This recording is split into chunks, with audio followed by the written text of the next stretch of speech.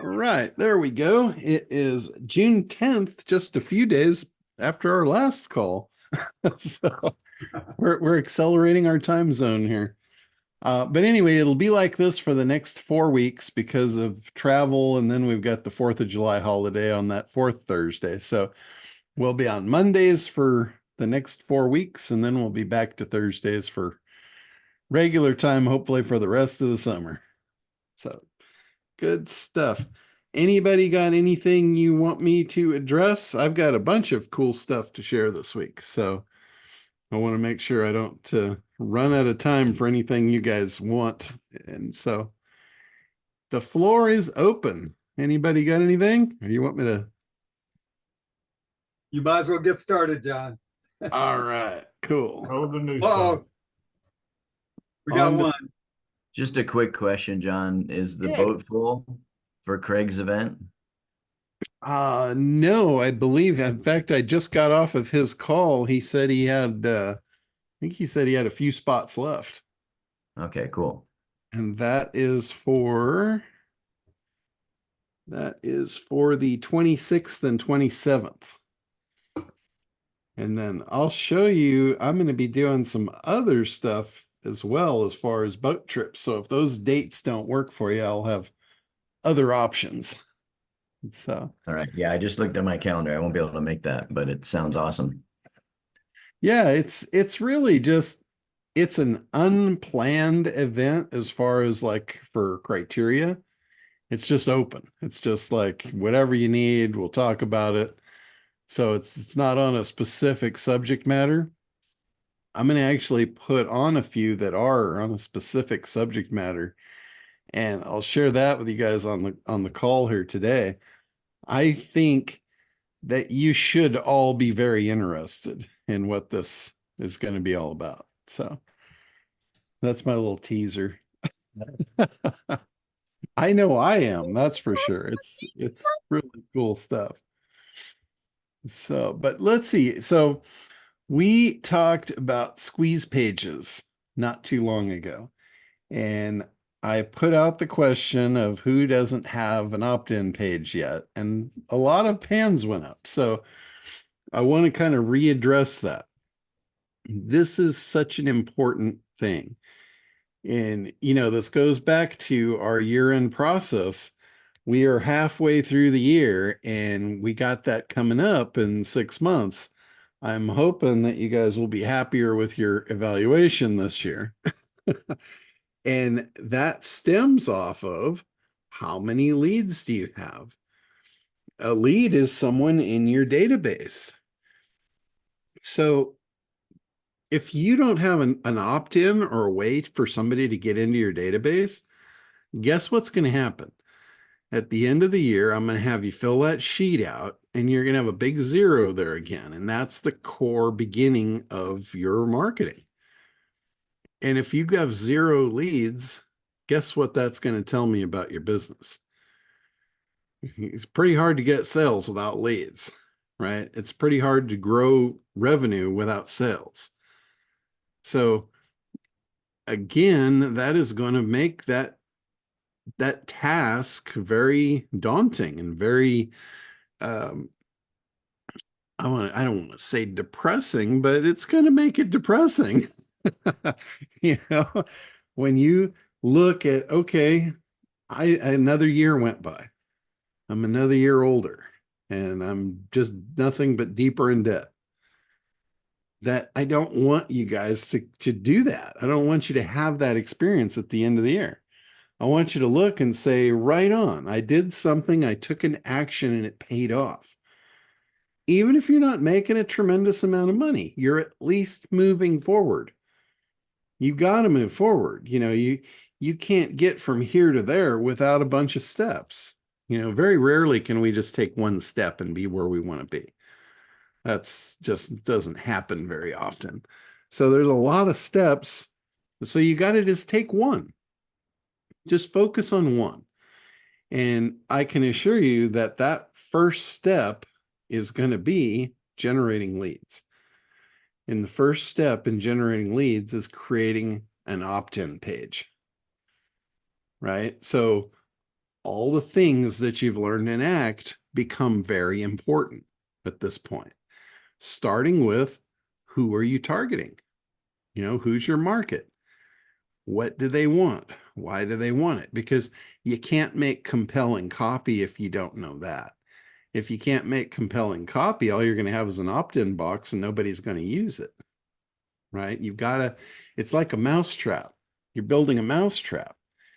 If you want to catch a mouse, guess what? There's certain things you have to make that trap work, like maybe a piece of cheese, a bait. And in our mouse trap, we use a promise. You know, a promise is the primary promise is the thing that seduces the heart. When you say what they want, and this goes directly to the big idea principle. If you don't have a big idea, your big idea is your attention grabber. So if you don't have one, you're not going to grab attention. And, you know, back to what David Ogilvy said about that back in the 50s. Any ad campaign without a big idea is going to pass like a ship in the night, meaning it won't be seen. There's nothing to grab their attention. So it's going to pass through, not even get noticed. That's not where you want to be in your marketing. You want to get noticed. You want to be seen. You want to grab their attention, create demand and desire. So you can't do that without a promise. You can't make a promise unless you know what they want. You can't make an effective promise. I mean, you can make promises all day long, but if they can hear your promise and say, so what? You didn't hit the mark. If somebody can say, so what about anything you say in your marketing, you're not there. You don't know what they want. Because everything you say should be meaningful to them. This is your messaging. And your messaging, what are you doing? You're conveying your value. If they can say, so what, you failed. So it's not just about filling words on a sheet of paper. It's about the right words. It's words and sentences and meanings that they don't say so what to. Right? That's what's going to keep them compelled. Because let's say you've got a page of copy and your offer's usually at the bottom, right? If they go, so what, so what, so what, yeah, I'm done. They won't even get to your offer. So it's not just about grabbing their attention, it's about holding their attention. So I see so many people like Helene was a perfect example last week. She was on and she's very scientific, which that's great. You know, she's a doctor of sorts, and she writes like medical papers. Nobody wants to read that shit. That's like, that'll make your eyes roll back in your head. And I've told her for over a year now, you have to get out of the weeds. Marketing is not about writing a scientific document. It's about seducing the heart and convincing the head. So you can't do that. You can't write a big long scientific paper with an offer at the end and expect them to reach the offer. It's not going to happen. You have to, and this is another thing, when you structure your copy, you might have a lot to say, but you need to break it up into bite-sized chunks. And one of the copywriters that was really spectacular, I think it was John Carlson. One of the things he said when he was teaching people to write copy, said, if you can take a word out and not change the meaning, that word has no business being in there. So when you look at your copy and you read through, it's not about stuffing words into a page. It's about communicating really simply, third grade level, not overdoing it, getting your message across. And when you think about what you're going to say, it's very important. Every word, every meaning is very important. It's not just about yakking. I mean, how many times have you met with somebody at a networking event and they are just blah, blah, blah, blah, blah, blah, blah. And you're just like, oh my God, who's going to save me? Oh, sorry, I got to go see this guy over here, right? You're dying to get the hell away from them. You can't do that with copy, especially online. I have said this over and over and over. If it doesn't work in the real world, it's not going to work here either. And that blah, blah, blah, blah, blah doesn't work in the real world. And over here, it's so much easier to leave. You're not worried about offending the person. You just click off, like, oh, gone. No remorse, no hesitation. So effective communication is even more important when we're not face to face. But remember that. I mean, this is a general principle. If it doesn't work in the real world, it ain't going to work here. Keep that in mind always. But this opt-in thing, it's really an important piece of your puzzle, and it's on the front end.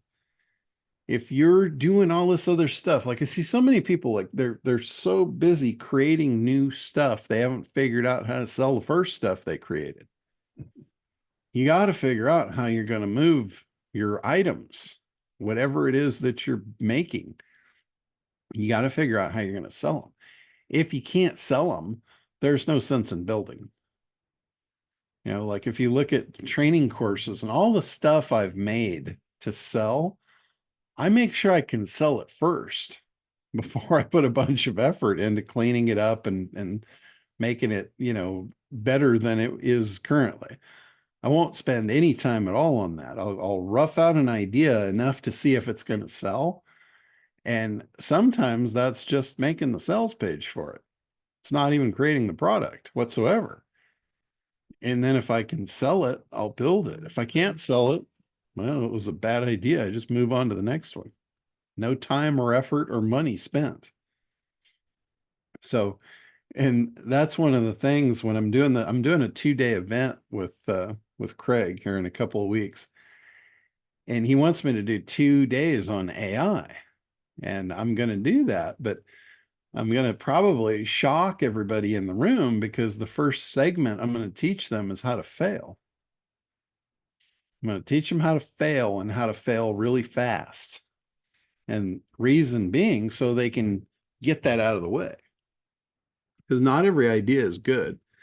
And if you can put your idea to a scrutinous test to see if it's going to fail, you can decide if it's going to fail in a matter of 30 seconds versus spending the next year building something out when you could have run this test against it and see if it's going to fail. So that's what I'm going to teach them first is how to fail. Because, looking back, I've failed way more than I've succeeded. Way more. Like hundreds of times more. But I didn't spend years doing it. If I was going to fail, I would generally, here's something that I've done routinely. I have a jacuzzi. I love just soaking in the hot water. And I don't make it too hot so I can soak in a long time. So it's like 98, 99. And I'll sit in there, close my eyes, and just think about stuff like business ideas. And I could be in there for a couple hours and I could literally fail 30 or 40 times. When I think it through, I'm like, oh yeah, that wasn't as good an idea as I thought. Now on to the next one. Or how can I move that? How can I change that? How can I tweak that? So in a lot of cases, my ideas failed before they even took any effort off of my plate or time. Freedom is my primary driver. So time is very precious. So I'm not going to spend a bunch of time building shit to figure out if it's going to fail. I'm going to use the process to run it through and figure it out right away. So, like Forbes, this is common amongst entrepreneurs. This is a very common formula. They take 18 months to fail. And Forbes has written articles about this. They say, 82% or 85%, it keeps changing, but in the 80 percentile will fail a business in 18 months. So you literally took a year and a half to fail. Like, how long are you going to live? How many shots at this have you got left? You don't have a year and a half to burn one after another, to burn up 100 of these to get to the one you need. You're not going to live that long. You need to compress that time. You need to fail quickly. And, if that's not a bad enough stat, the 18-month thing, Tony Robbins talks about that. He refers to that as well. And he said, you know what? He said, there's a few of you that are really stubborn. A few of you aren't going to let it go in 18 months, and you're going to drag that failure out for 10 years. And he said, if you give the normal entrepreneur 10 years, even if it started off good, they're still going to fail. And they spent 10 years to do it. And he says the number is roughly 96%. 96% will fail, and they'll take 10 years to do it. That's ugly. I mean, that's worse than failing and being broke. Because if you hung on and you dug your heels in for 10 years, you probably spent everything you had and every ounce of effort that's in you. And the worst part of it isn't being broke. The worst part of it's being broken. Broke is easy to fix. You can make money like at the drop of a hat. But if your spirit's broken because you spent 10 years and you failed, you're going to look at that as a pattern of, oh my God, do I want to spend another 10 years and do this again? You're broken. You're done. It's over. That's hard to fix. That's going to take a couple of years of therapy there before you can even start again. So I just want you guys to know you don't have to go through that shit. If you use the most precious tool, the most powerful tool that you have, and I've said this a few times here in the last few weeks, and I hope it rings true with some of you. Anybody know what the most powerful tool is that is at your disposal? It's the thing between your ears. That's right. That's the thing that'll tell you if you're going to fail. If you use logic and reason, you can fail it in 15 seconds. You can easily. Because all you have to do, like, if you're trying to figure out if this is going to work and be worth the effort, one of the lessons in the beginning of ACT is the freedom formula, right? The freedom formula basically goes like this. It's what's your ideal life look like? What's it cost? Cut that into a monthly fee and say, okay, to live where I want to live and live like I want to live, my life's going to cost me, let's say, $20,000 a month. That's conservative. If you're going to live big, your life's going to cost more than that. But let's just be conservative and say, okay, we need 20 grand a month to live our ideal life. And then you look at what are you going to do to trade value for that $20,000 a month? What are you going to do? You're going to have to provide something in exchange for that 20 grand, right? That's your product or your service. That's your business. Most of you are not going to get a day job that's going to pay you 20 grand a month trading time for dollars, right? Not very likely. So you're going to have to be an entrepreneur. You're going to have to be a business person. And in business, we're trading commodities. We're trading either a product or a service for that money. So we look at what's the profit, not how much the person's going to pay you. What's the profit? If you're charging $1,500 for whatever it is, let's say you got $500 in cost. There's always a cost. You're never going to get what they pay you. There's always costs involved. even if it's a digital product and you don't see the cost, there is cost involved. So you look at what's the profit. Let's say if it's a $1,500 thing, there's $1,000 profit. Now you know you're going to have to move 20 units to get that $20,000, and you're going to have to do it every month. Now you've got your numbers. Now you look at, okay, how big is the market? Is there more than 20 people a month that are going to need this that I can reach? And if your answer is no, then that business failed. And how long did it take us to run that? A couple minutes. Just that thought process. Like one of my big mistakes early on was I started a t-shirt company with my brother. And the t-shirt company was around sport fishing designs because we loved fishing, we loved boating, and we wanted a business that was going to give us tax write-offs and allow us to, go buy boats and spend our time fishing. So we needed to be in the fishing business. So we got into the fishing t-shirts. And the mistake I made was I didn't run that process. How many shirts are we going to need to move to get the lifestyle we wanted? Right? And it wasn't about the shirts. The number of shirts wasn't the problem. The problem was in the designs that I chose.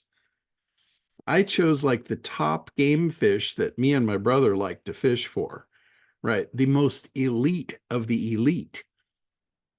And there was not a big enough market. There was not enough people to buy those shirts. And it was an epic failure. And we spent the 18 months to ride that epic failure out before I came to the realization that this ain't going to work. There's not a market here. I didn't do the analysis. It was before I had really put the ACT program together. So I had reason. I had an excuse. I just didn't know. You guys don't have that excuse. I took that away from you. I'm real sorry, but you don't have that excuse anymore.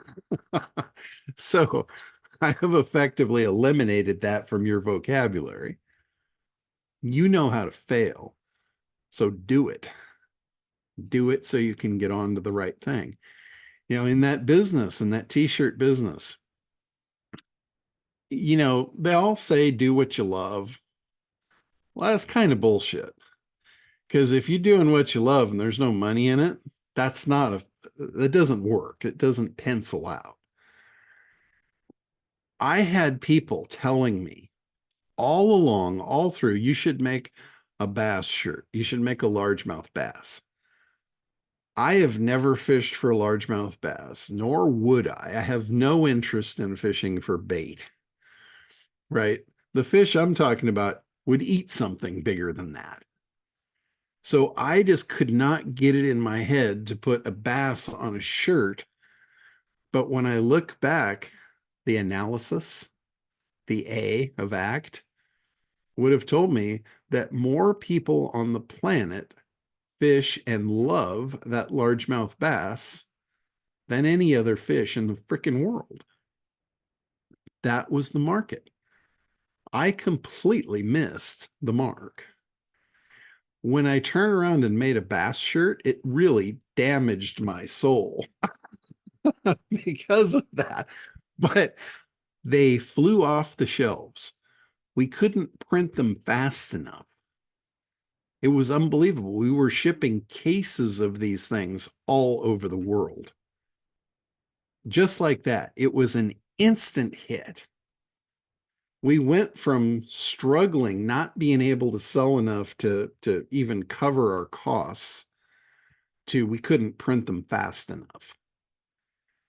And it was just that simple little shift that had to do with the market. Figuring out where's the profit in this market. And in that one, the profit was in bass shirts, which If you told me, well, you have to do something you love to make money, I wouldn't have made any money.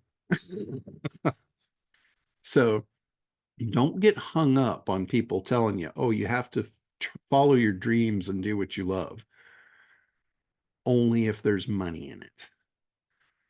You've got to look at the dollars and cents.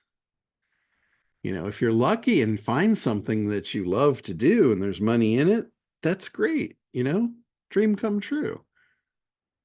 But there's a lot of people that make a shitload of money and live an incredible lifestyle doing something they don't particularly care for. But you know what they can do?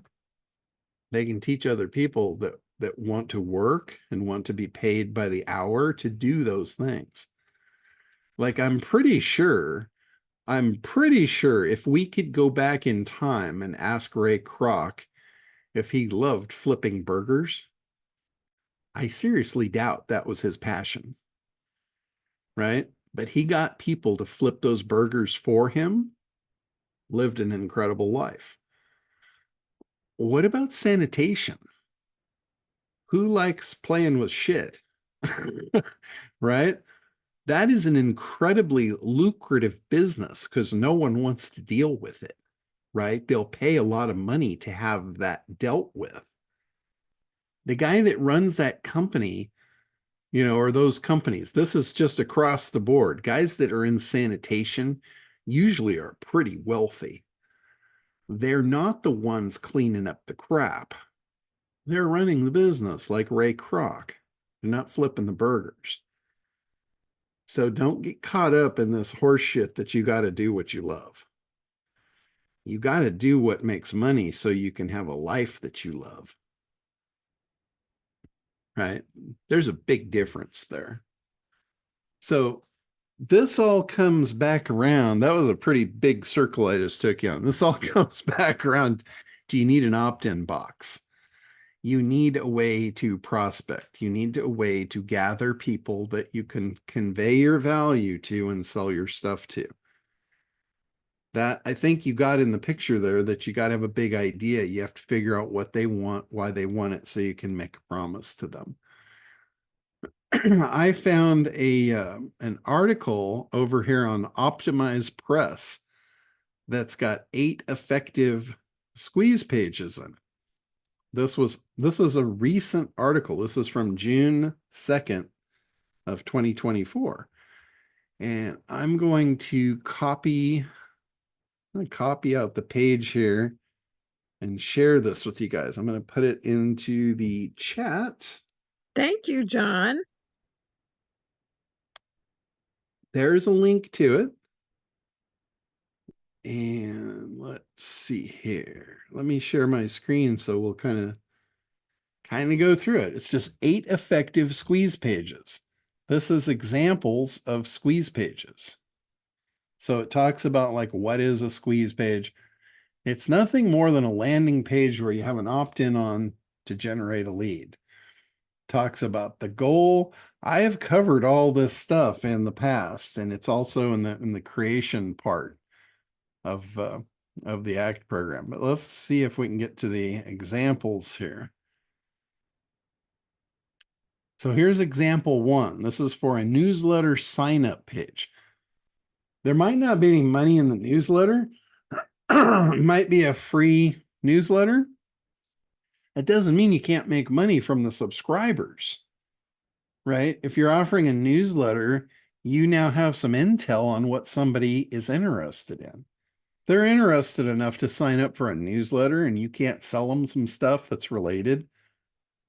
This might not be the career choice for you. You gotta figure that out. But this is, what does it say here? Get the 5-minute newsletter read or read by thousands of investment bankers and institutional investors. Now there's an implied promise here. If thousands of these investment bankers and institutional investors read this, as a little retail investor, I think I want to know what that is. Right? So that's a pretty good promise. The morning download, 5-minute newsletter read by thousands. And then it talks about, why does this newsletter work? Why does this page work? Here's number 2. Webinar registration squeeze. Master Your Money, a free class designed for women plus, I don't know what that is, women plus by women plus. I'm sure if you were a woman plus, you'd probably know what that is. I don't offhand. I would think that would be a plus size woman, but I'm sure I'm wrong with that. Okay, here's learn how Laurie Ann paid off $40,000 in credit card debt and built an investment portfolio worth over $1 million. Do you see the promise there? If you're in debt, this is probably for you. She'll teach you her proven strategies to do the same, even if you're just getting started. So she's eliminating an objection right there, and she's making a pretty solid promise. Email enroll now. Did they take you anywhere near the weeds here? Tell me, do you see any weeds springing up in this squeeze page? No. There's a headline, there's a promise, and a call to action. And if this calls out to you, if you're a woman in debt, this is going to speak to you at a deep level, right? This is for you. This isn't just for anybody in debt. This is for a woman in debt. It's offering a free class. They've pretty much removed the whiskers off the cheese. They're not even asking you for your name. It's just your email to enroll to get access to this free class. That's a pretty damn good squeeze page right there, if you ask me. So again, it says, why does this work? Educates you on it. Here's number 3, video training, publishing.com. Discover how to earn money. There's the promise. Here's the unique mechanism. Using Amazon's free Audible app. That's the unique mechanism that's going to deliver that money that was promised in the first line. How to earn money. That's the thing you want. That's seducing the heart. The head says bullshit. How? That answers it. Seduce the heart, convince the head in one line. It's a pretty good example. Now they've got, obviously, since this is talking about money, they've got a disclaimer here. That's as close to the weeds as you should get. Notice it's in little fine print, buried at the bottom in the footer. Again, why does it work? Here's number 4, ebook squeeze page. How to start a successful blog. Now, I would personally go a little deeper than that because I don't think anybody really wants to start a successful blog. So this one to me is weak. But in small print, attract more customers. Why would you put that in small print? I would reverse that. I would say discover how to get more customers by starting a successful blog. The blog is the unique mechanism to get you what you want, is the attract more customers. I think this one got it wrong. But obviously Optimized Press thinks they're smarter than we are, so they put it in here. Here's they're going to talk about why that squeeze page works, but I think I already told you why it doesn't. Here is number 5, a copy cure free class. Get your free 7-day writing class and turn your words into money. Again, I think they got that backwards. Turn your words into money should probably be the leader. Start your free writing class. See, this sounds like a lot of work. 7-day writing class. To me, that sounds like a lot of work. So again, I want you guys to use that thing between your ears to not just take what is given to you as gospel. They're saying these are the best, or they're giving you examples of successful. I want you guys to learn how to look at this stuff and say, that's not good. Because I don't want you to just follow anything you see. I want you to use the thing between your ears to make it right. Don't follow other people's leads. Look at them as an example, but then do what you know is right.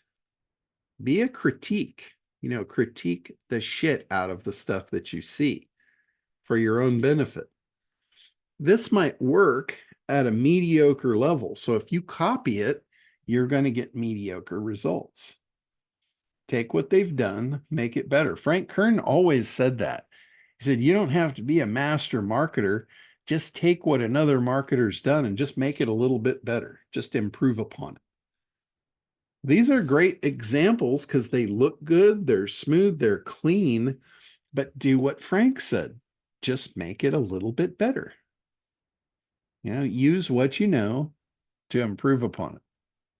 So anyway, I gave you guys the page. You can look through this and kind of check this out. But these are examples of squeeze pages, how to generate leads. So I wanted to make sure you guys had examples. So I'm not just talking, I'm actually showing you samples. Now, the next thing I want to show you is a landing page for your funnel. Here's the same thing. It's optimized press. It's 7 inspiring landing pages. These are examples of funnels. So here's some of the things that you need to consider. And then here's the first headline. So again, these are just examples. They've got different pricing. Notice here they've got this one highlighted. That's the one they want you to take. It's the biggest savings. So there's a lot of little stuff that you can really learn from this. If you want to really get an education in this process, go into the ACT training, and it's somewhere in the content part. It's in the creation part. There's a video in there that Ryan Dice did about creating an offer, and it's incredible. He goes through like this stuff, how to get them to take the one that you want. It's really, really good. It's good stuff. So anyway, let me give you guys this page as well. Copy that out. Let's see. I know I've got chat around here somewhere. Thank you, John. Great tools. Yeah, I think I have to stop the share. Yeah, I had to stop the share to see the chat. So I'm going to paste that one in there. So those are the two examples I had to share with you guys. It's squeeze pages and landing pages. Because typically once you do the squeeze page, you're now going to take them to a landing page for the next steps. Always give them more than what you promised. Like if you say, hey, sign up for my free newsletter, always, always, always give them what they ask for, or give them what you promised them, but then deliver more. Immediately say, here, here's your newsletter, here's access, thank you for joining, here's what you can expect. And by the way, I did a free webinar. I'd like to offer that to you also for free. No opt-in, you've already opted in. Here's the link. Just give it to them. That webinar now is your chance to give them more value, create trust and rapport with them, create demand and desire for what you're offering or what you want to offer them. And it should always be in congruence with getting them what they want. Always, always, always. That's the timeline. In the ACT program, they have a timeline. Here's where they are. Here's where they want to be. Figure out where they want to be, and everything that you're talking to them about should be about how they get there. That's how you create demand and desire. Give them the overview, not in the weeds. Tell them just the 30,000 foot view. Say, hey, if you want to become wealthy, here's the 3 things you're going to have to do to get there. Or if you want to lose 100 pounds in the next 12 months, here's the 3 things you're going to have to do to get there. And as you're doing that, what are you doing? You're not seducing their heart with what has to be done. You're convincing their head that you know how to do it. All the heart does is the heart just wants what it wants. It doesn't want to do all the work to get it. The head's going to come in and say, it sounds like bullshit to me because I know I can't just get what I want. I don't want the heart to get broken. So you're going to have to tell me how. How am I going to get it? So you have to seduce the heart and convince the head at the same time. This is how you create demand and desire. The heart wants it immediately as soon as it hears the promise. And you have to now deal with the head to convince it that it's true and you've got the goods and you can really deliver on that promise. And as you do that, as that story unfolds, that will create demand and desire. It will also create doubt. Doubt will creep in, and doubt comes from people's beliefs. Whatever you're promising, they probably have preconceived ideas because of their history, their past experiences. Those beliefs are going to be your objections. That is going to create your objections every time. Every objection is based upon a belief. So you can now use Benjamin Franklin's formula to reverse the beliefs and put them in your favor. That's where the claim proof benefit statements come in. I don't think I'm telling you guys anything new. I'm just telling this to you again and again and again, because this is how you're going to win. This is how you're going to get to the end of the year and you're going to fill that form out and you're going to say, right on, I'm kicking ass this year. I'm not getting the same results I got last year because I'm doing things differently. And when I say doing things differently, once you figure out what to do, you're going to do the same things over and over because they're getting you benefit. They're advancing you forward. You figure out how to do a squeeze page, that's great. That'll get you a result. And now what I can tell you is you can increase that result by double by doing 2. How easy would it be to take what you already did, duplicate it, and tweak it again? Remember, I just mentioned, take something that's already there, the examples I gave you of those squeeze pages, and just make them a little bit better. So take it, clone it, change the promise, maybe hit a different audience with selling them the same thing, and you're doing it specifically. Like that one, it was a newsletter for the women, right? If you made 50 grand over the next year from that lead in, getting women that were interested in a particular thing, all logic tells me that all we have to do is change one word in that to man, and we can double our income. Right? How easy was that? But if you don't have the first one, it's pretty hard to double a 0. You just get 2 of them. And they add up to the same thing. So you got to get this game started. You've got to start creating opt-ins. You've got to start building a list. There is no other way. Money is not going to just rain from the sky. When you have a list, you have an unlimited ability to make money. Like I remember a really cool story about John Lennon. John Lennon was part of the Beatles, right? The Beatles had an audience. So in essence, they had a list. How did the Beatles make money? They made money by selling things to the list, right? Which was their songs, their music. People would pay. That was their product. So they had a product, their music and they had an audience, which was their list. When they create new songs, guess what? The audience bought them.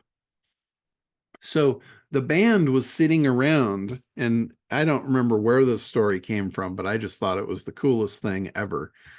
The band's sitting around in the wherever they were at the time, and it was hot. They were in a heat wave, and they all wanted a pool, and they were all broke because they weren't that successful yet.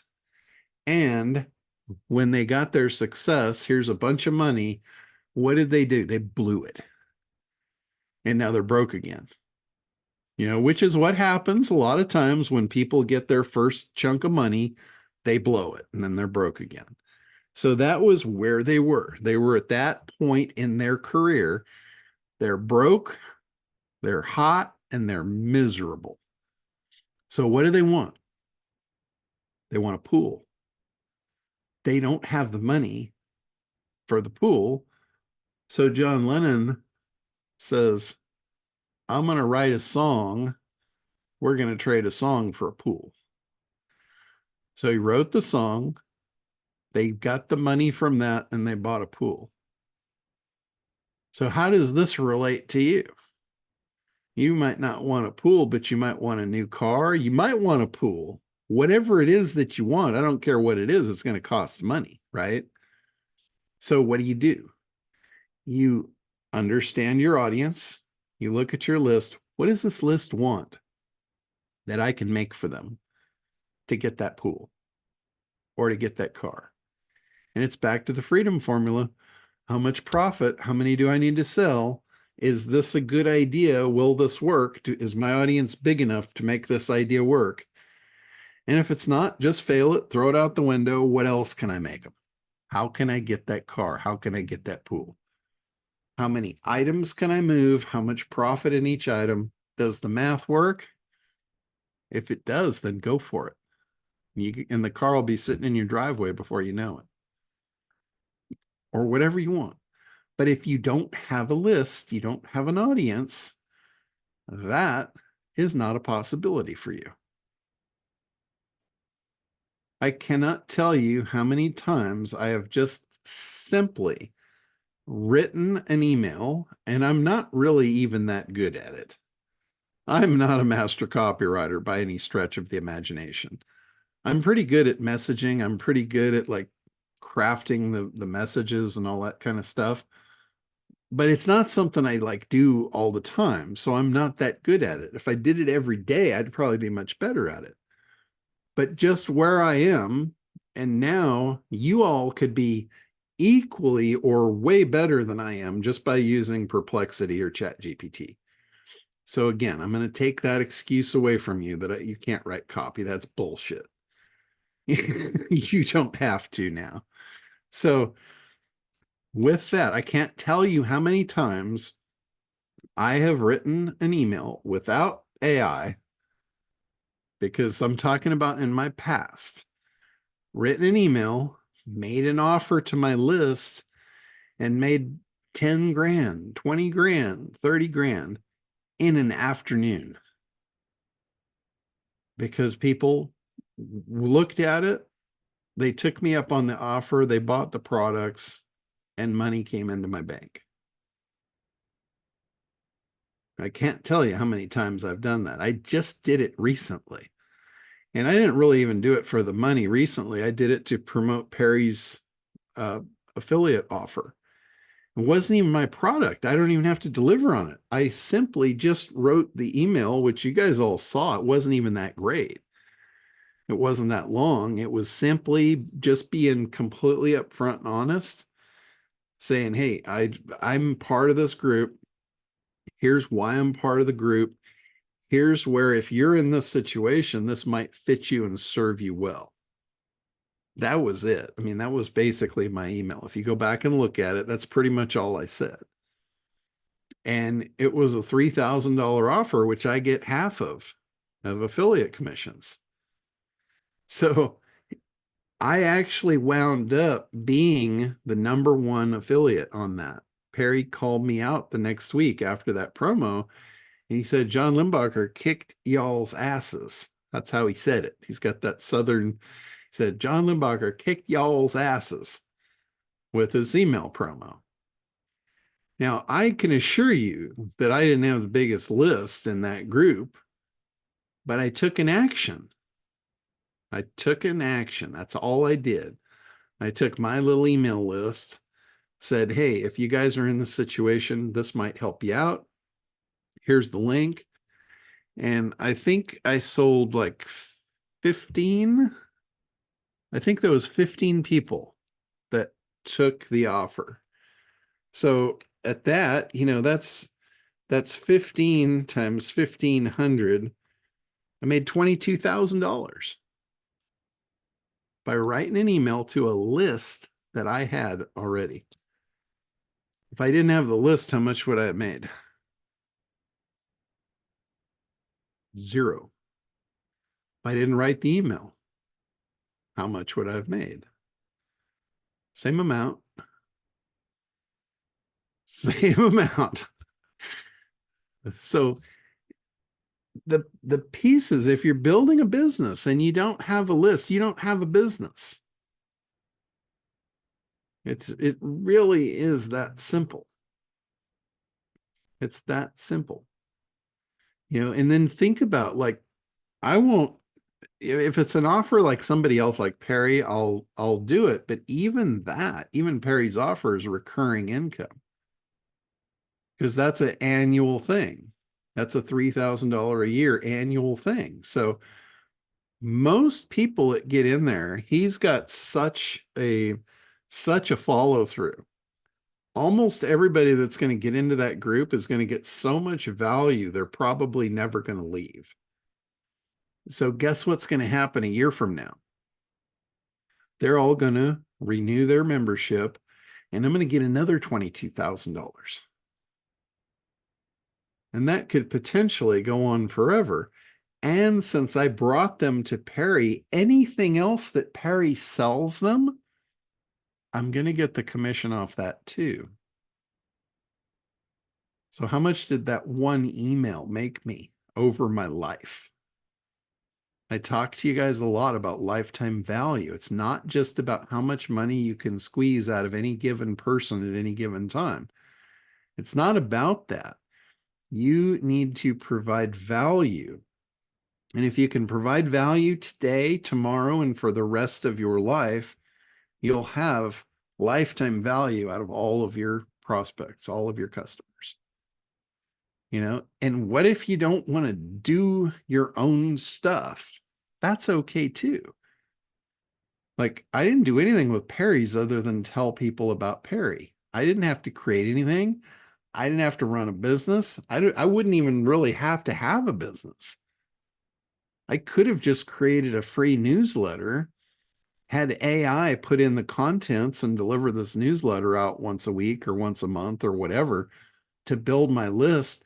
And then I could just go and find cool people that are doing cool stuff and tell my list about it and make all the money I wanted without ever building a product myself, without ever having to make a sale myself. I wouldn't even need a merchant account. I just need a bank account where the affiliates can throw my money into for me. So there's a tremendous amount of ways to make money if you have a list. But if you don't have a list, your outlook's pretty grim of making money online. You know, you might be able to do it in the real world if you're going belly to belly and scrapping for your next sale. But back to my methodology is I won't put hardly any time, if ever at all, into something where it's just a one-shot deal. Like, if you notice, every product I've ever put out has a recurring model to it. Nothing I've ever done was a one-off deal. The only place where I have a one-off deal is it leads to recurring income. Like when I build a website, it's a one-price thing, but it leads to my hosting service. And it leads to our malware services annual membership. It leads to a lifetime of someone paying me money. Right? And I provide massive value to them every step of the way forever. So usually they die is when they stop paying me. I'm serious about that. I've been in the internet business since 95, the mid 90s. And most of my customers have never left me unless they passed away. Now, when I started in 95, I was considerably younger than I am today. And at that point, a lot of my customers were much older than I was. So most of them have passed away. There was very few of my customers were my age or younger when I started this game. And in fact, I can't really even think of any of them. Most of them are gone. You know, it's really, you know, I don't like to think about it because it's really sad, you know, that most of those people, because I created relationships with all of them, you know, it was like family. So, but that's lifetime value. Those people gave me a lot of money and I created a lot of value for them. There was never anything of like, God, I hate that guy. I'm giving him too much money. They did not feel like that at all about me. Ever. So I hope, you know, that helps. I hope that like tells you how you should be running your business, how you should be doing this, how you should be playing this game. And it's really not that hard. The biggest thing I can tell you is figure out who your audience is and what they want. And that brings me to the next thing I wanted to share with you guys. Let me share the screen again.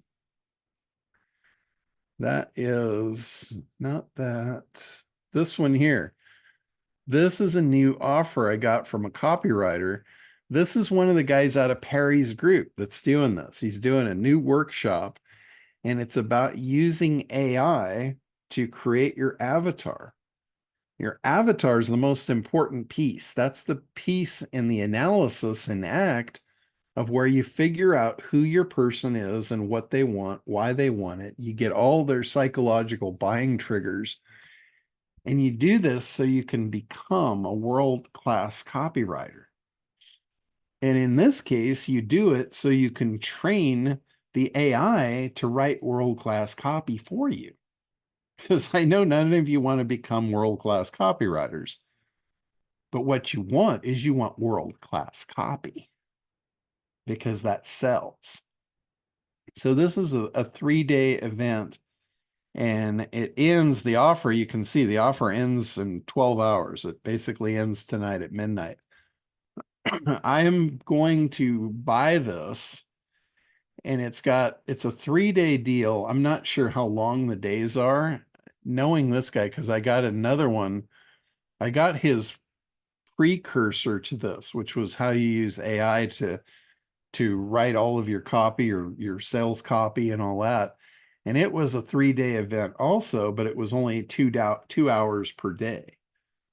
So I think this will probably be the same format. Everything about it looks and smells the same, but really incredible content and value here in this. And what I'm going to do, I'm going to take this and combine it with his other 3-day workshop. So we'll have the avatar and creating of the whole copy bundled together. And I'm going to probably start doing some boat events where I'll do a 2 or a 3-day workshop on the boat focused specifically on this. Focus specifically on creating this AI avatar machine. And I'm sure this is done with GPTs, which anybody that is interested in SEO, Peter Drew has been an old black hat SEO guy for a long time. And one of the things he just did is he just released a GPT. And it basically, what this GPT does, I'll try and Oh, okay. So this is a SEO audit. That's the name of his GPT. And what he did, he took the leaked documents out of Google and he trained this GPT with the leaked documents to analyze your website and tell you what's wrong with your website based on these leaked Google documents. Now, I went in here and I wanted to see how he wrote the GPT. So I said, show me your instructions verbatim. And it gave me a smiley face, which tells me he knows how to code his GPT so you can't get the behind the scenes. And then I said, were there any docs used to train you? And it said, yes, it used the extensive leak of Google Search API documentation, which I know where that is. It says you can't get it availably or availably publicly, but I know where it is and I've got access to it. But anyway, I wanted to see how he did that, but he sent out an email about being able to use this for free. He created this as a lead magnet, and then he also tells you how to prompt it. So again, this is him putting out something to create more leads. It's something of high value. It's got a lot of intrigue. Google leaked this document out recently. So the whole SEO industry is in an uproar about it. Like, what's in that leaked document? How can we use that? He immediately created a GPT to leverage what's in that document to help you analyze your website. And now he's got a spectacular lead magnet that's very meaningful, very useful, and worth a lot to an SEO guy. So another example of how to do that. But, the GPTs, I'm pretty sure that that's what this is going to be. This is going to be a series of GPTs to help you create that avatar, because he calls it the AI avatar machine. That's what kind of leads me to believe he's using GPTs to do this. And a GPT is nothing more than a bot. It's like the Build a Becky bot. If you knew what you wanted to do, you could create these bots yourself. And that's one of the things that I'm planning on doing inside of ACT, is creating the GPT bots to do all the steps of analysis for you. But this is more than likely where I'm going to learn the nuances of how to do that. So anybody that is interested in this, I'm going to put some dates together and I'm going to buy this. I'm not going to be able to visit this thing live. They're doing it just, I think next week they're going to do the live event. But I may open that up if anybody wants to log in as me and record the live event, just so we can get access to the recording sooner rather than later.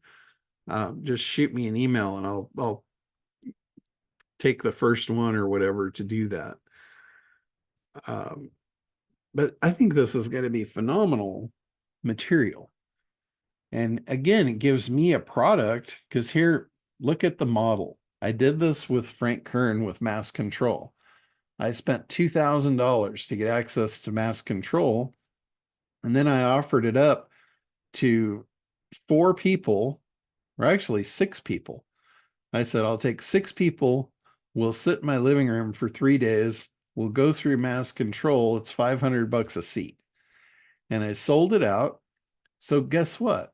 I got the $2,000 back plus another 1,000. I got paid $1,000 to watch Frank Kern's videos for the first time.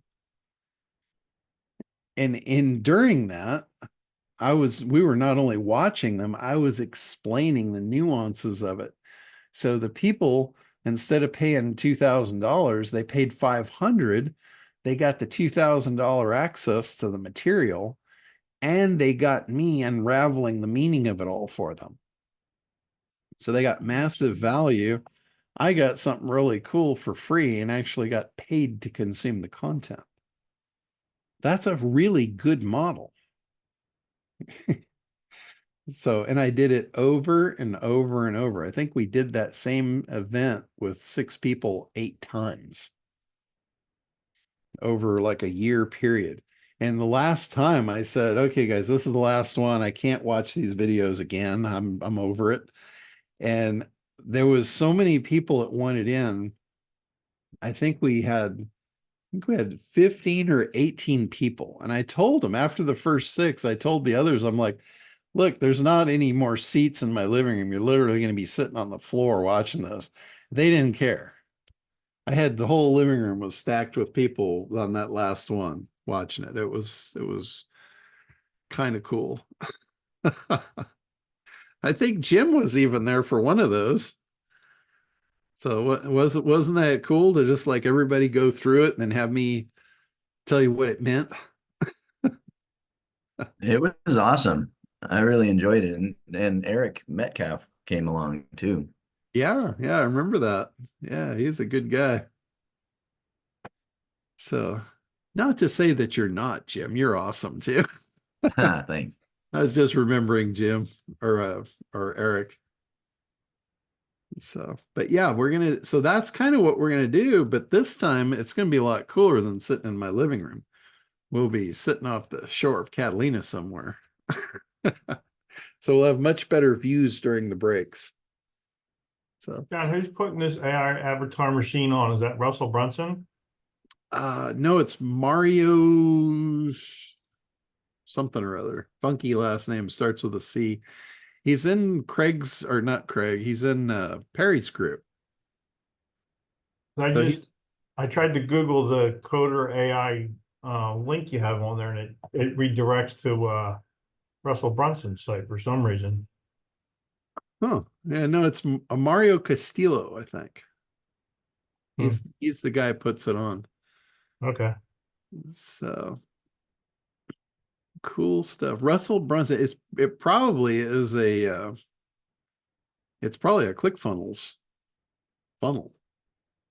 Yeah, Mario Castelli. There he is. Uh-huh. But reading this, do you guys want the URL for this? I'll give you the URL if you want to see. It's good copy. Let me stop the share so I can get to the.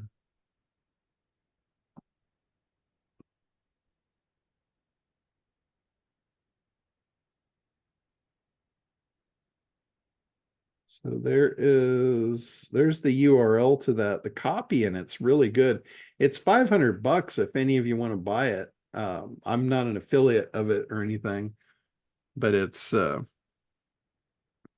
to be, I think they're doing the thing next week. And I'm going to be in Florida. So not going to work out. Yeah, I was just You curious have a if it lot was going on, software or what John. was the process of this. Yeah, but if you look through here, I mean, all of this copy is all the stuff that I've been talking about. Here he's saying you can't sell to your prospects carefully constructed public personas. You need to appeal to the real human lurking underneath. This is avatar research.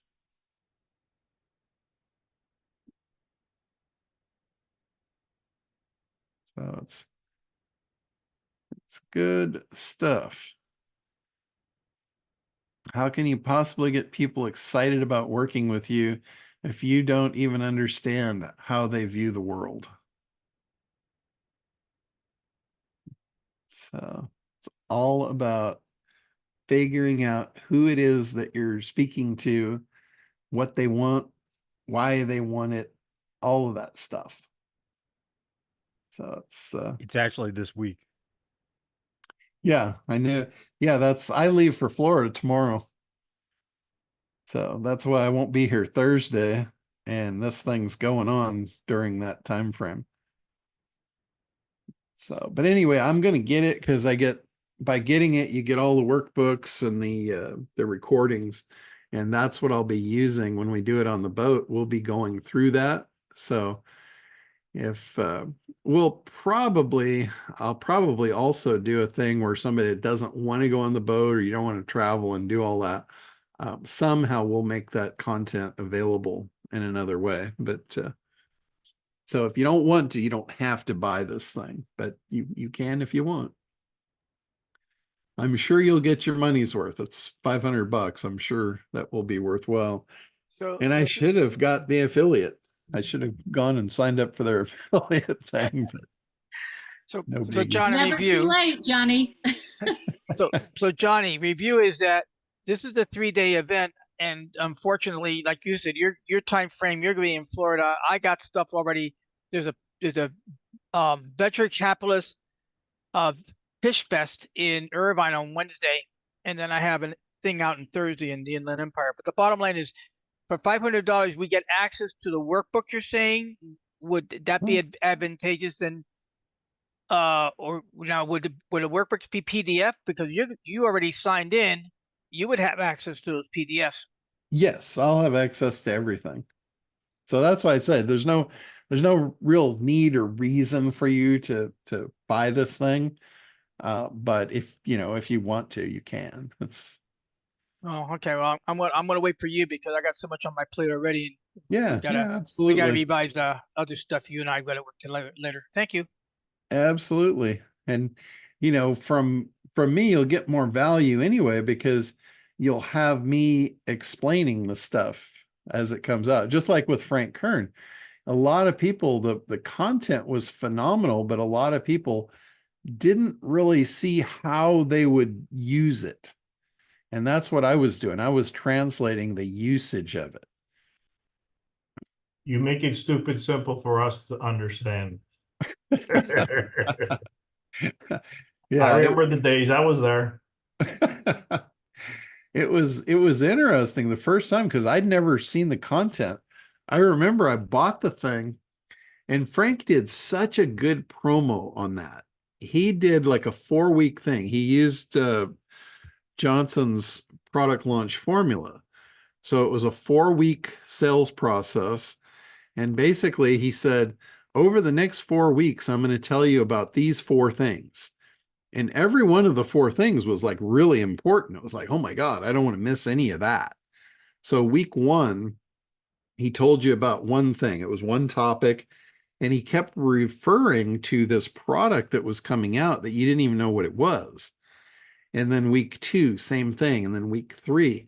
By the end of week 3, you were under the impression that this was going to cost like $10,000. And you couldn't live without it. So he literally had you rationalizing and justifying how and why you were going to pay 10 grand for this thing. And then on the 4th week, he unveiled it. He told you all about what it was. He actually made his offer, but it wasn't for sale yet. He said it's going to be $2,000, $1997, and there's only 1,000 copies available. And once they're sold out, there'll never be another one. So he had the scarcity. He had everything. It was like incredible. And I'm like, holy shit, I got to have this thing. And I remember I had a place I couldn't be near a computer when it went live. And I told Barb before I left, I gave her my credit card. And I said, I need you to sit here an hour before, and I need you to just keep hitting refresh until this thing goes live. And as soon as it does, you're going to put this credit card number in and you're going to buy this thing. Because I knew how many people were on Frank's list, and I knew he was going to sell that 1,000 out pretty quickly. And I knew damn sure that I wanted one.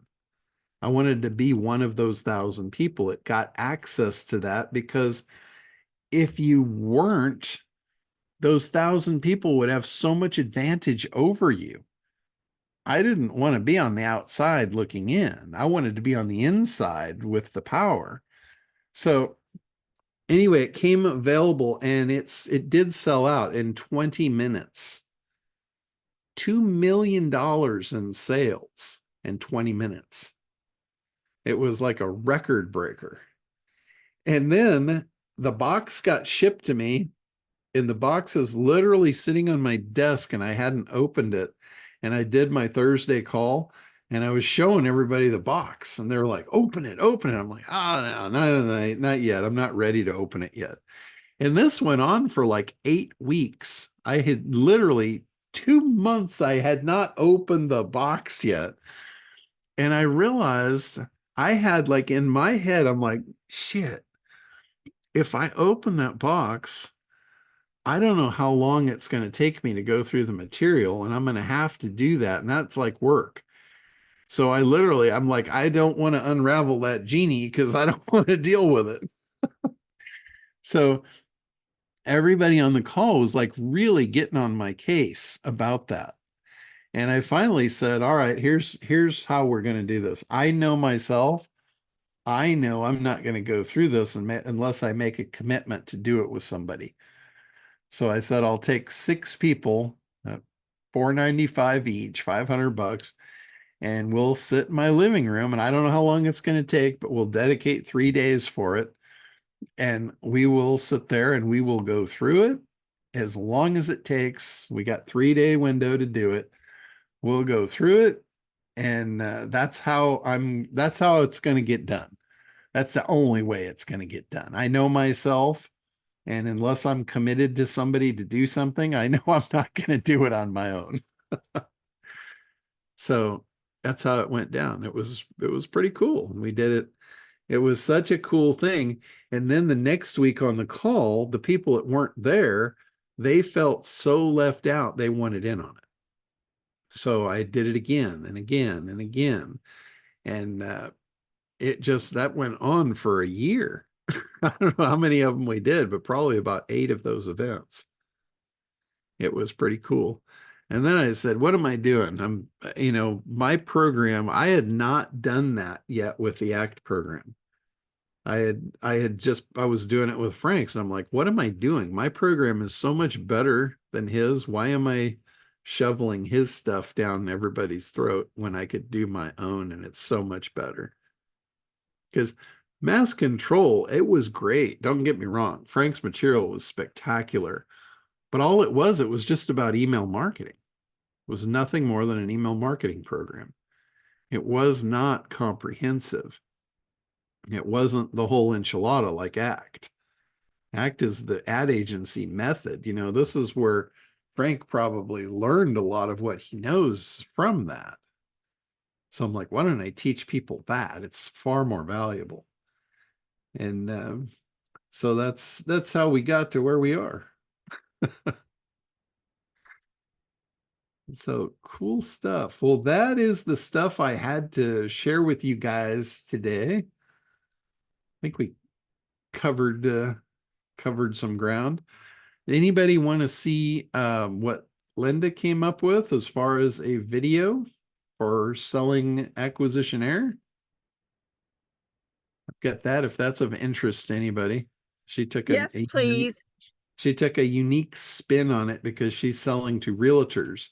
So again, this is like, she's not just trying to sell to everybody. She's focused down specifically on realtors.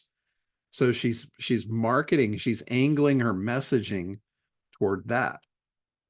So let me share my screen and I'll show you.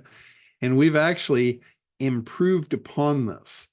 So this is her original. I'll go through that and share that with you. But just know that since this, we have improved upon this, I think, by quite a bit.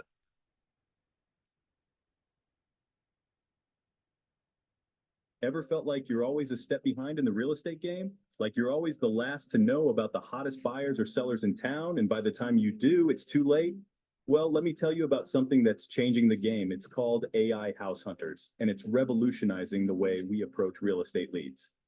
Now, here's the deal. We all start our searches on big search engines like Google, right?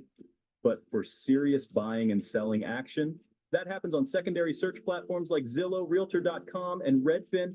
And that's exactly where AI House Hunters steps in. This platform isn't just sitting back and watching. It actively monitors search behaviors on these secondary engines, catching real-time signals of buyer intent. When a potential buyer or seller starts getting serious, checking out multiple listings, diving deep into pricing details, our AI doesn't just notice. It tracks them across their journey until they hit what we call a behavioral threshold. This isn't creepy. It's cutting edge.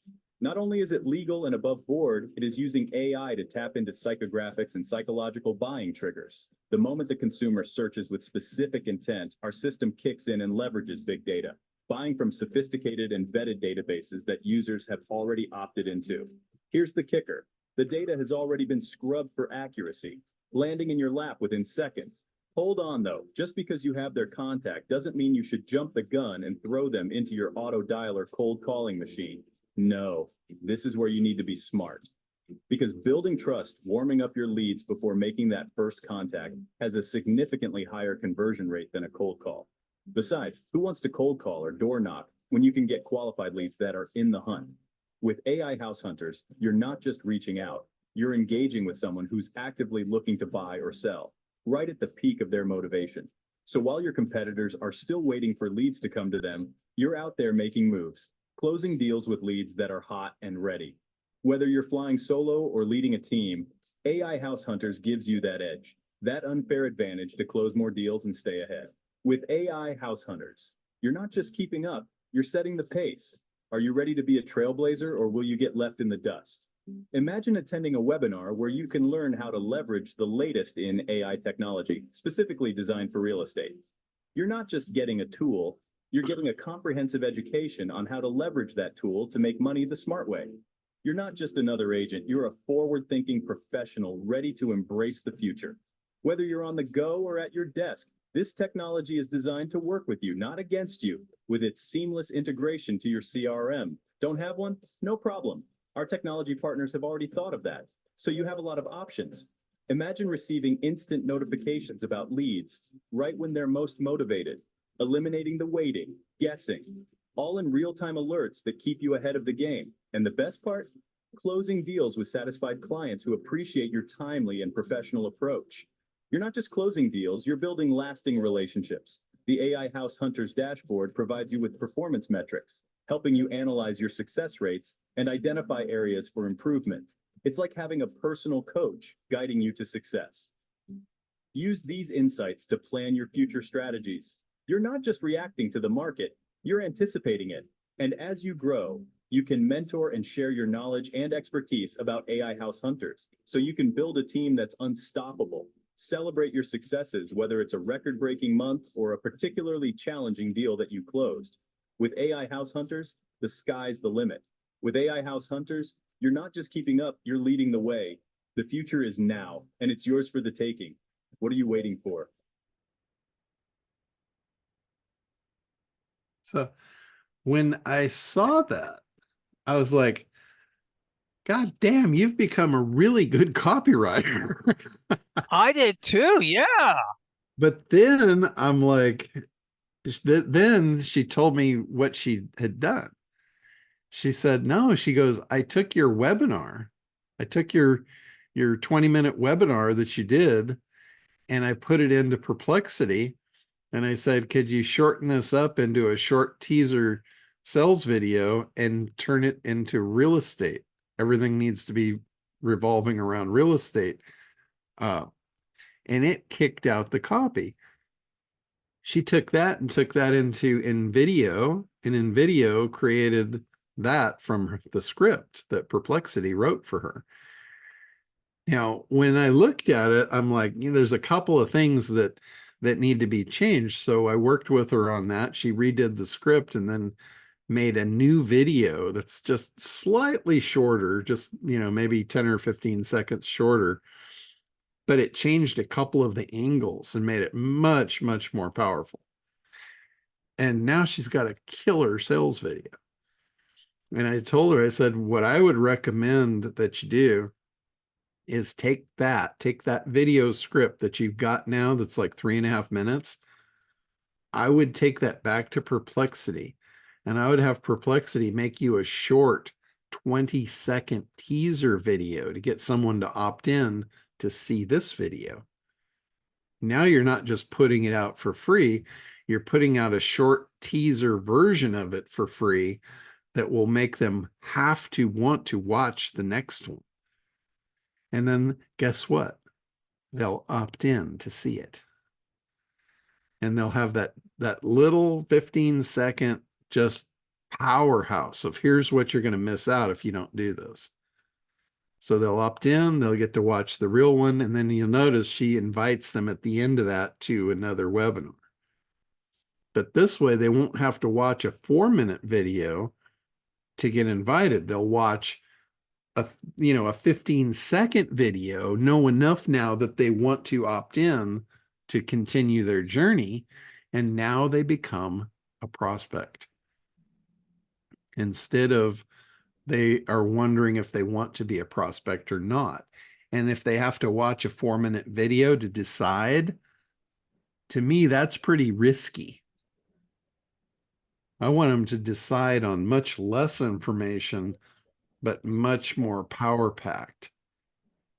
So that's the whole goal of a lead magnet, is something short, easy to consume, has a lot of value, and get them into the system as quickly as possible.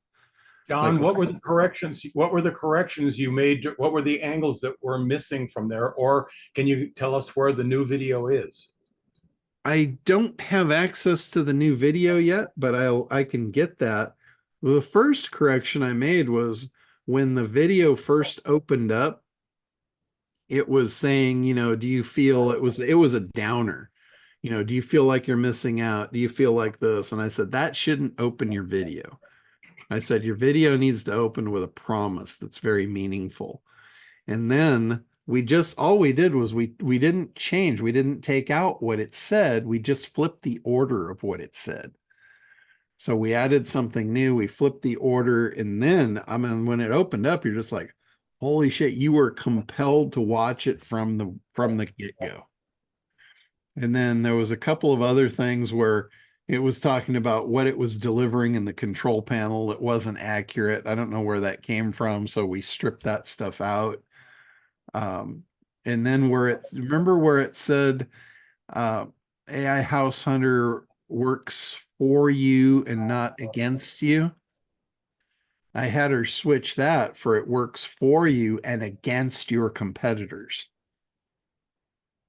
So that just the sound of that really punched it up. And there was just, a couple other things as I went through. The first time I went through, when it first started, I was like, no, this isn't good, because it started on that note of taking you down. And then after that, I'm like, oh, this is cool. And then it really drew me in, but I didn't want her to lose somebody on the front end. I go, you've got such good content here. You need everyone to consume this. So let's grab them. Let's grab them right out of the gate and hold them. We don't want any opportunity to lose them. And that first screen was where that was the biggest opportunity to lose them, was right out of the gate. So we fixed it, moved on. She's got an absolutely spectacular video now.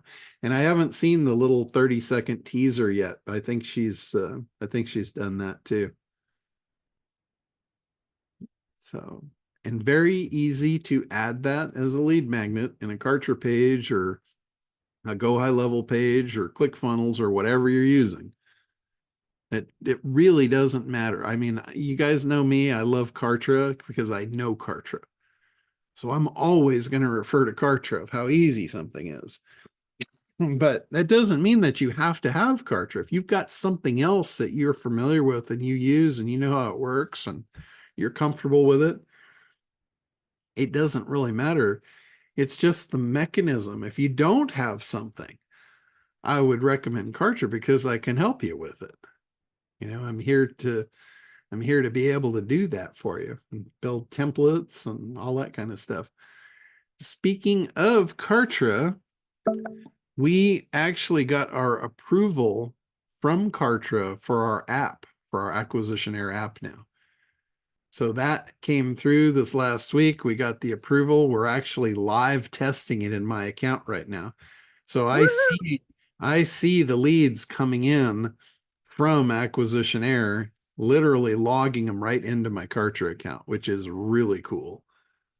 So that within, and I know it's going to be tough for me to get my head into that game in the next few weeks because of all the stuff I'm in the middle of. But as soon as I get out of that and I can get back in, I'll be able to build some Kartra accounts and show you. Okay, so we connect the API here. The lead comes into Kartra. It starts a sequence. It's going to be super easy. And you'll actually be able to use SendGrid to send the mail to keep you out of trouble with Kartra mail. And you don't have to learn SendGrid. All you have to do is just sign up for the account, connect the API, and away we go. When we create the sequence, we will just select when you send this mail, send it through the SendGrid API. So you'll be perfectly safe sending your mail through Kartra using the SendGrid API, and you'll have all the ease and flexibility of Kartra to create your mail campaigns. So we are on the cusp of a really, really big breakthrough there. It's taken a while. I apologize for that, but when you get into programming and connecting all these dots, anything can happen. And usually does. So, Mr. McLean, what do you got for us today? Hey there, John. I was just going to ask what you just talked about. Oh. When it comes in, yeah, it's like you're reading my mind. Stop that. You don't know what's up there. There's some stuff I shouldn't access. Yeah, there's some stuff there no one should access. Oh, but in regards to the mail, I understand what you're saying. If the leads come in and we can send it out, and SendGrid will do that for us, and that will help not damage our email open rate and things like that within Kartra. Yep. Our app. Is that right? Yeah, that's exactly right. So in Kartra, whenever you're creating a piece of mail, it doesn't matter what it's for. It could be just a broadcast or a sequence or a thank you message, whatever. You have the ability, one of the first steps when you're creating that email is which email provider do you want to use to send the mail?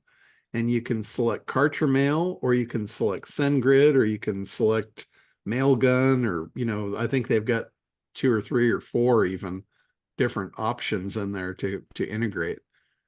So just make sure when you have a cold lead, like from the email or from the acquisitionnaire, you're sending it through the SendGrid platform. That way it'll have no bearing or effect over your Kartra mail. And by doing that, now does that mean we have to open a SendGrid account and get it dialed in? All you have to do is just open a SendGrid account. You need a paid account to have API access. And then you just get the API access key and you put that into Kartra in the Kartra integrations tab. And that's all you have to do. Then your SendGrid account is attached and Kartra configures your SendGrid for you. You don't have to do that. That was the biggest complaint from people going direct to SendGrid. It was so confusing of how to create the accounts over there. Yeah. So now you don't have to worry about any of that. You just get the API key. And like, I've never even logged into my SendGrid account other than to get that API key. Yeah. Yeah. I have no idea what goes on over there. Yeah. Well, that's good if I wanted to send it for my own. What if I had a client that said they wanted to buy leads, but they didn't necessarily have, the pages of the infrastructure? I know I'm treading, into getting into quicksand here, potentially. Yeah. But if someone said, hey, could you make just a couple pages for me? And then as those leads come in, can you, respond to them? You can absolutely do that. Yeah. Okay. All right. And would I have to have, well, I guess I have technical questions, but I have to have access to their email address, or just they would need to create a new. What you could do inside of Kartra, and I'm going to actually do this because I just have one of my existing customers ask me to do this for them. And I reluctantly said okay, because I'll probably use it as an example of how to do it. Yeah. But what they're doing is they're doing a site campaign. They want to know the leads that have been on their site. So it's not a search campaign, it's a site campaign. So they're going to put the site code on there. And then when a lead comes in from somebody that hits their site, they want an email to go out to invite them to opt in, basically. Okay. Yeah. So I'm going to create a campaign for them inside my Kartra account, and I'll just, send it out from me using my SendGrid account, or I might actually even put their name and their email address in as sent from. And Yeah. I think I can do that. I'm gonna try. If I can't, then no big deal. I'll just send it from mine. Yeah. But it's basically just like, I think they want 2 or 3 different emails to go out in a sequence, thanking them for visiting their site and inviting them to opt in for a free Yeah. goodie. Well, when your schedule clears up, when this is after the testing's done and whatnot with your site, that would be a pretty great training request, to walk someone Yeah. through that. Yeah, Yeah. and it'll be easier than what I walked you through on how to create an opt-in page, a lead magnet page. It'll really simply be configuring an email, which is a piece of cake. So that should be pretty cool. But I was Thanks, John. really excited. I got to tell you, I was so excited when I logged into my Kartra account. I said, because I'm used to seeing the leads, new leads come in almost every day, but I'm used to seeing like they came in through this opt-in form or that opt-in form. And when I logged in and I saw them coming from the Acquisition Air API, I'm like, holy shit, it's working. It was really cool. So awesome stuff. So can't wait to get that cooking, and I'm going to be bringing you guys back hopefully some really powerful stuff from where I'm going this week. I'm going out to Todd Brown's top 1 group, and these are guys. Todd just put out a promo video the other day talking about like who's going to be at this. This is a real mastermind. This is not one where, you're just going to listen to somebody. This is a collective group of people that are spending and making multiple millions of dollars per month running ad campaigns. They have figured this shit out. They've got funnels. One guy, I think he said, is running $15 million worth of ad spend per month. So with this group, they have a very different goal in mind. Like most people are trying to figure out how to not spend money. These guys are trying to figure out how much they can spend. They want to spend as much as they humanly can possibly spend to drive traffic. So they're looking for any channel, any source. These are the ones that are spending 30 grand on Facebook and it's not near enough. They're looking for other sources. So it's going to be really interesting for me to see how these guys think, what they're doing, because I guarantee you they're doing things differently.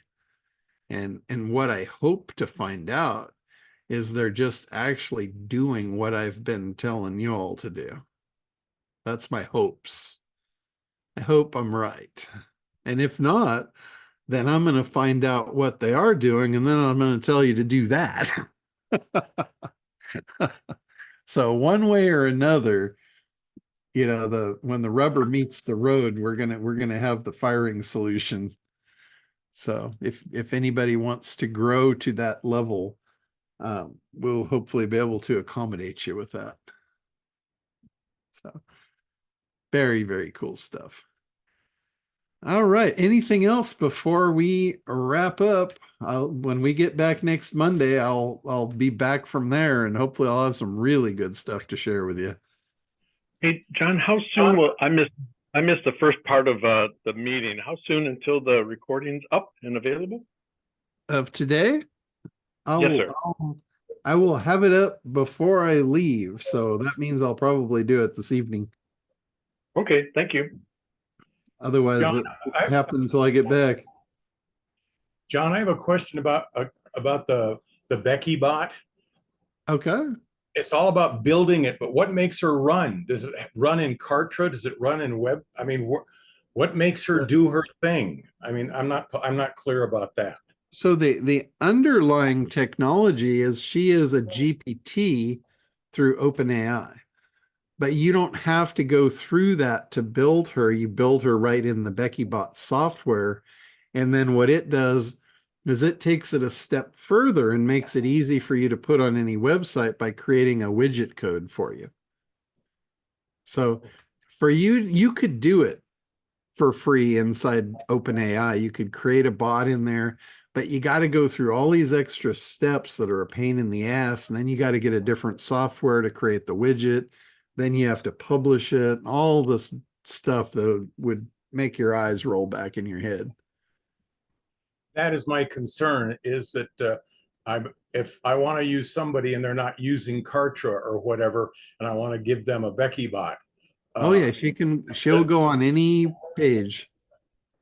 Does it have a monthly cost to it, or do you build it? How does that, what's the ongoing costs and stuff? I mean, I see you're charging. I put just an annual fee for it. And then when you go and you set up your account, you hook it up to your API and your OpenAI, and it uses credits in there. Because as it's working with OpenAI, it's using credits to run her. So you have to have a paid credit account. And it's really inexpensive. Like I put in a $20 retainer. You buy like $20 worth of credits and it gives you some ungodly amount of credits. And I've been running her for like 6 months and it hasn't even used the $20 worth of credits yet. And then when it does, it just automatically refills the account and you keep going. And how long does it take you to build her out? If I want to charge for this, having never done it, I'm going to go build it and put it on my site. But if I'm going to charge for it, what do you think a minimum threshold for the set is? I'll do a setup for you with and that's the annual thing, and I'll buy them some $20 worth of credits or whatever, like you said. But what should I charge for setting it up? How much of my time or a VA time is going to take to actually set it up? I would be surprised really if it took you more than an hour, unless it was for your first one and you were really just kind of poking around and playing and all that. Like I was fiddling, at first, and I think the first one I did took about an hour. And then when I went through and I did a training video on how to set one up, and I think the training video took about 20 minutes. So if you've got the documents and you can copy paste to train her. Now, if you're training her one at a time by typing in Q&A because you don't have anything to copy and paste, you could be there for a while. But you would not want to do that with a client. You want a client to supply you with the training documents that you're going to train her with. And it doesn't have to be a her either. It could be a him. It could be a pool guy or whatever. You can create whatever persona that you want. So I like Becky myself. So I like Becky too. The question is there a list of Q&A questions, or is that what you're going to say? We're going to set up a Q&A. I need to know what you want for your Q&A, and you have to give me the documentation so I can train it, right? Yeah. You need to have supplied to you what they want her to know. Now, beyond that, she can go out and use OpenAI to answer questions if you want her to off of OpenAI also.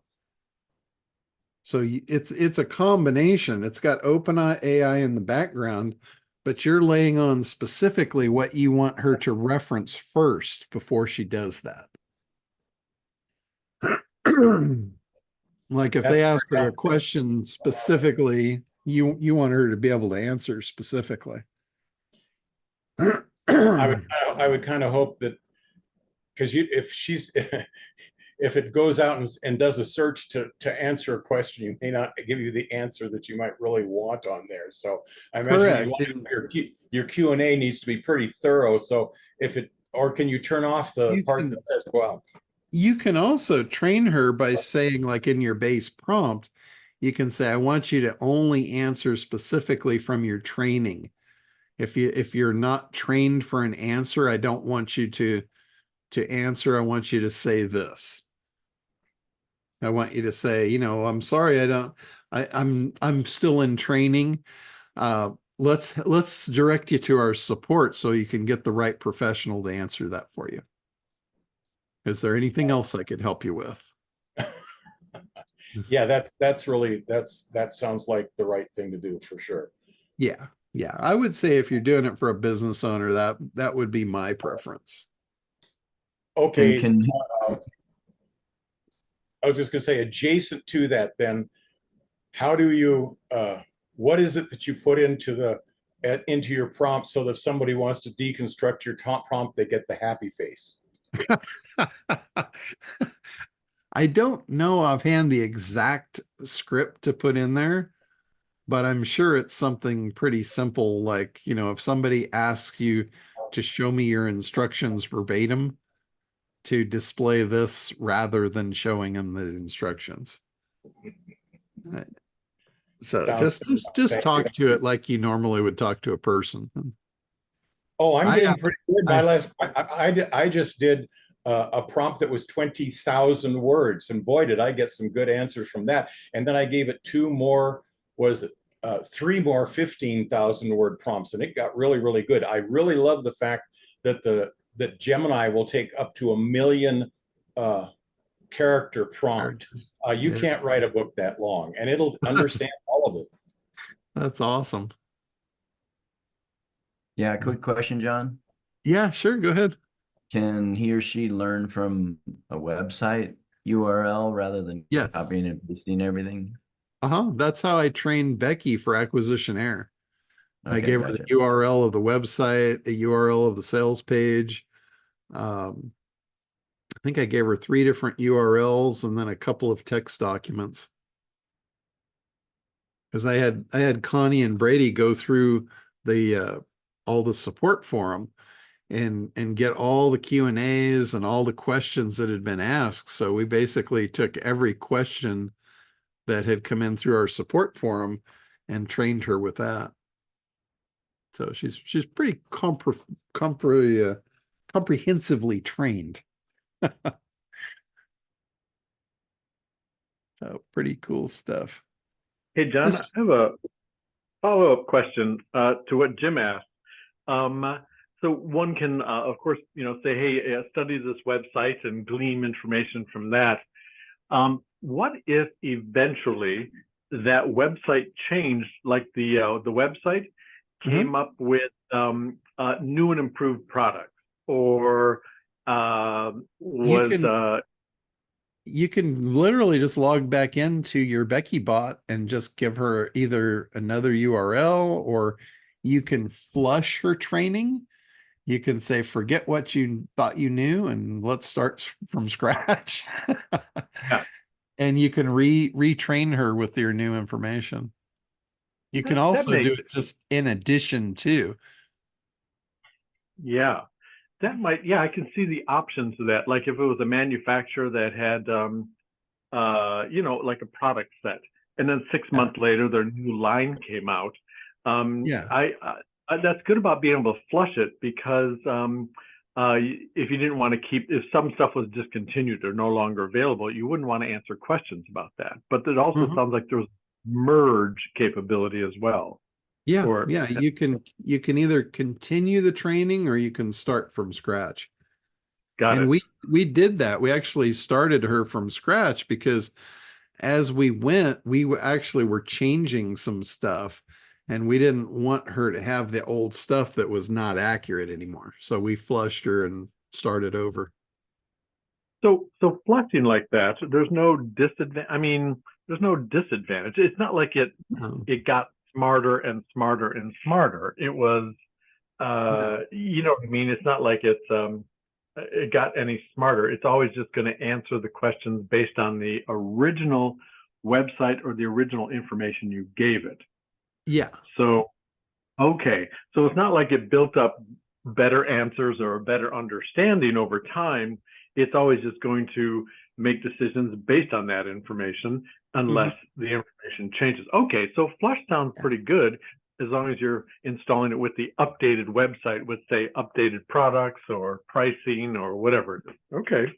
Yeah. Yeah, because sometimes, you know, if things change, you wouldn't want that memory to be in there. You want it just, you want to make sure it's clean. Oh, so you wouldn't recommend a low flush then? No, You'd you go recommend, full flush.